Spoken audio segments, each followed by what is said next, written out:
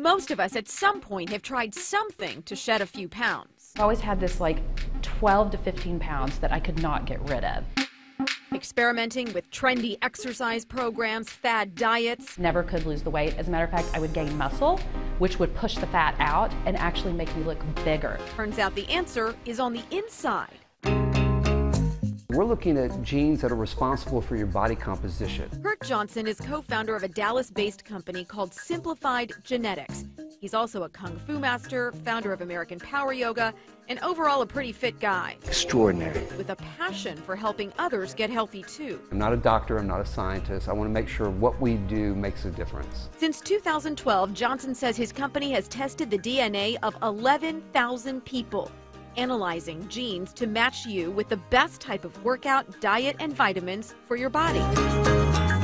This is the biggest, most revolutionary thing that I have ever seen. Some of you may remember Lisa Hart. And pulse down.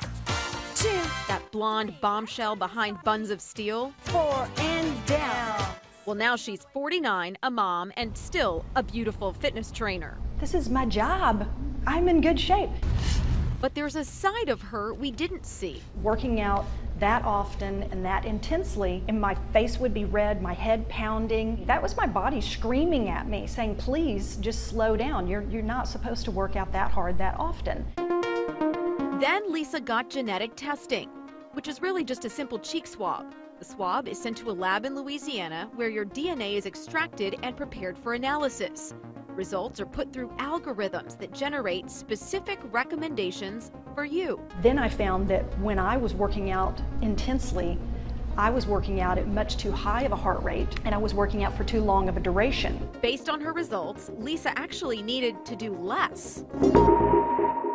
I stopped eating all this bread, which I love bread, I eat a ton of bread, and I gained 4 pounds.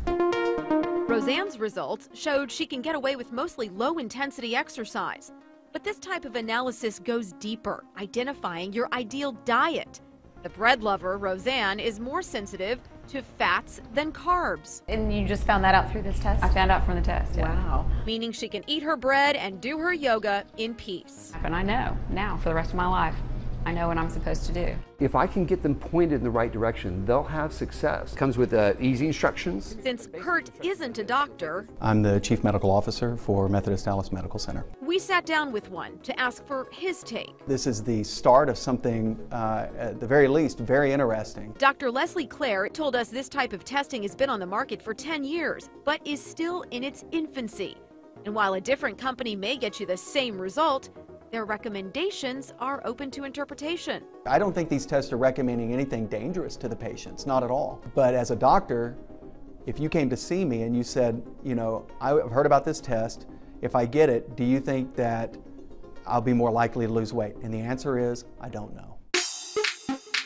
Fair enough, but losing weight isn't always the goal. I can still get a good workout. Remember Lisa, who scaled back on her workouts since getting her results? I feel so much better. Then there's Monica.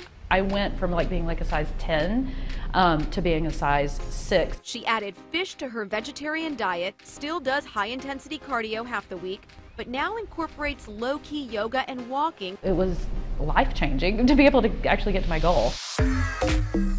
But what works for Monica won't work for everyone. Makes sense if it boils down to DNA. Sonia, Azad, Channel 8 News.